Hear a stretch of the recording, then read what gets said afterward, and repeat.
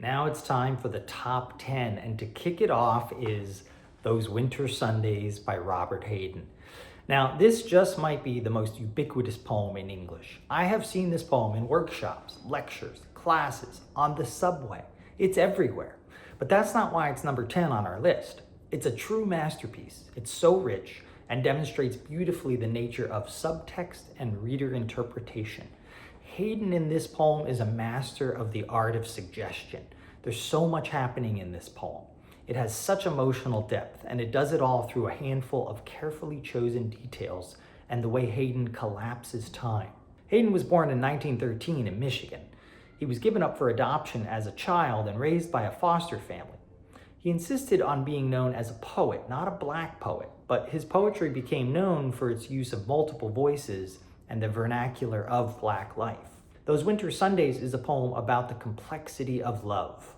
We often speak of love languages today, words of affirmation, touch and affection, acts of service, etc. And the latter is definitely the language being spoken here from the father to the son.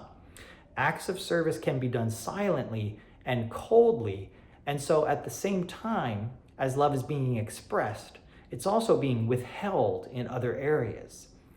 Hayden uses the phrase blue, black, cold, suggestive of a bruise and the color of the sky when night begins to fade into dawn.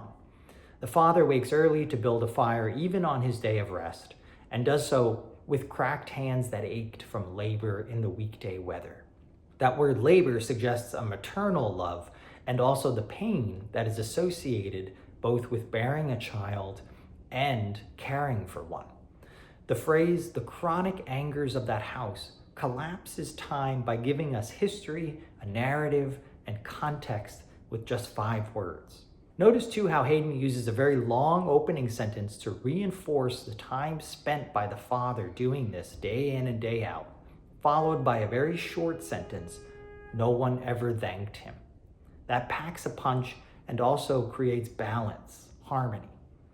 The poet is looking back from a place of clarity. He can see now what he couldn't see then.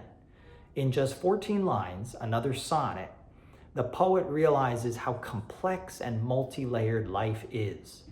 His heartbreaking revelation is that there was love being expressed that he could not receive then, but can now as an adult. And as one of my students put it beautifully, that's why he's writing the poem.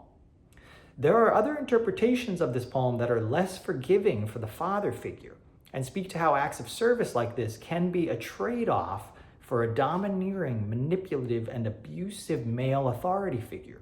How survivors of abuse can often try to vindicate their abusers in an attempt to mitigate the grief they are experiencing. The poem raises all sorts of questions and forces readers to examine what the truth about their own childhoods was, the way they moved in that domestic space from room to room, and the tension that exists there. Hayden ends with the rhetorical, what did I know about love? And underneath the implication that he was blind then, but can see clearly now, is also the deeper question of what did the child know that the adult has perhaps forgotten.